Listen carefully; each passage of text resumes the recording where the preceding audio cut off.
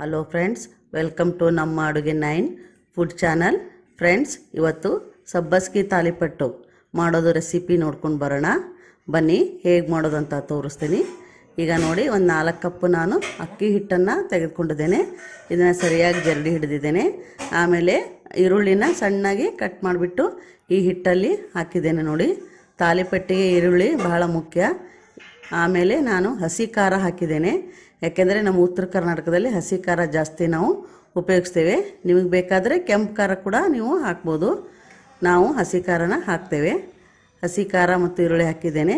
ಆಮೇಲೆ ರುಚಿಗೆ ಬೇಕಾದಷ್ಟನ್ನು ಉಪ್ಪನ್ನು ಹಾಕಿದ್ದೇನೆ. ಫ್ರೆಂಡ್ಸ್ ನೋಡಿ, ಇದನ್ನೆಲ್ಲ ಹಾಕಿಬಿಟ್ಟು ಈಗ ನಾನು ಸರಿಯಾಗಿ ಮಿಕ್ಸ್ ಮಾಡಬೇಕು. ಆಮೇಲೆ ಈಗಾಗಲೇ ನಾನು ಕಟ್ ಮಾಡಿ ಇಟ್ಕೊಂಡಂತಹ ಸಬ್ಬಸ್ಗಿಯನ್ನು ಕೂಡ ನಾನು ತೊಳೆದ್ಬಿಟ್ಟಿಟ್ಟಿದ್ದೆ, ಅದನ್ನು ಕೂಡ ನಾನು ಹಾಕ್ತಾಯಿದ್ದೇನೆ. ಯಾಕೆಂದರೆ ಇವತ್ತು ಮಾಡ್ತಾ ಇರೋದೇ ನಾವು ಸಬ್ಬಸ್ಗಿ ತಾಲಿಪಟ್ಟು. ಸ್ವಲ್ಪ ನಾನು ಕಡ್ಲೆ ಹಿಟ್ಟನ್ನು ಕೂಡ ಆ್ಯಡ್ ಮಾಡಿದ್ದೇನೆ. ಯಾಕಂದರೆ ಬರೀ ಅಕ್ಕಿ ಹಿಟ್ಟು ಅಂದರೆ ಸರಿಯಾಗಲ್ಲ. ಅದಕ್ಕೆ 1 ಕಪ್ಪಷ್ಟು ನಾನು ಕಡ್ಲೆ ಹಿಟ್ಟನ್ನು ಕೂಡ ಹಾಕಿದ್ದೇನೆ. ಕಡಲೆ ಹಿಟ್ಟು, ಈರುಳ್ಳಿ, ಹಸಿ ಖಾರ, ಉಪ್ಪು ಮತ್ತು ಸಬ್ಬಸ್ಗಿಯನ್ನು ಹಾಕಿ ಈ ರೀತಿ ನಾನು ಸರಿಯಾಗಿ ಇದನ್ನು ಮಿಕ್ಸ್ ಮಾಡ್ತಾಯಿದ್ದೇನೆ. ಸರಿಯಾಗಿ ಮಿಕ್ಸ್ ಆದರೆ ಮಾತ್ರ ತಾಲಿಪಟ್ಟು ಚೆನ್ನಾಗಾಗುತ್ತೆ.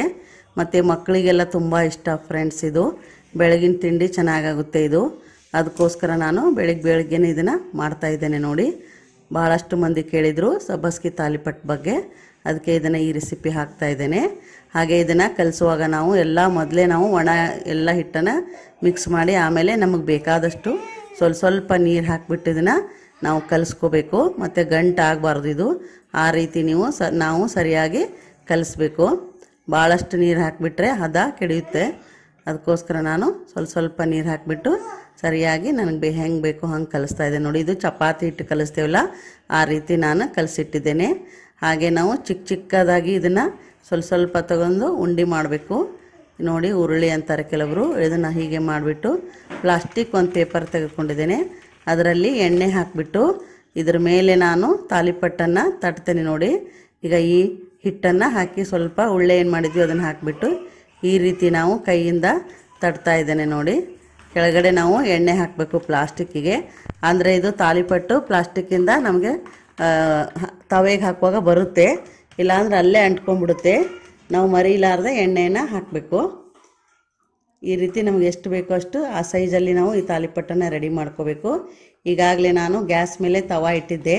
ಇದಾಗಲೇ ಬಿಸಿಯಾಗಿದೆ ಫ್ರೆಂಡ್ಸ್. ಅದಕ್ಕೆ 1 ಸ್ಪೂನಷ್ಟು ನಾನು ಎಣ್ಣೆ ಹಾಕಿದ್ದೇನೆ. ಈಗಾಗಲೇ ನಾವು ತಟ್ಟಿ ರೆಡಿ ಮಾಡಿ ಇಟ್ಟಿದ್ದಂತಹ ಈ ತಾಲಿಪಟ್ಟನ್ನು ನಾವು ತವಾಗ ಹಾಕಬೇಕು. ನೋಡಿ, ಈ ರೀತಿ ನಾವು ಮೆಲ್ಲಿಗೆ ಹಾಕಬೇಕು ಫ್ರೆಂಡ್ಸ್. ಆಮೇಲೆ ಅದರ ಸುತ್ತಲೂ ಕೂಡ ನಾವು 1 ಸ್ಪೂನ್ ಎಣ್ಣೆಯನ್ನು ಹಾಕಬೇಕು. ಅಂದರೆ ಅದು ಸರಿಯಾಗಿ ಅದು ಬೆಂದು ಬರುತ್ತೆ, ಚೆನ್ನಾಗಾಗುತ್ತೆ.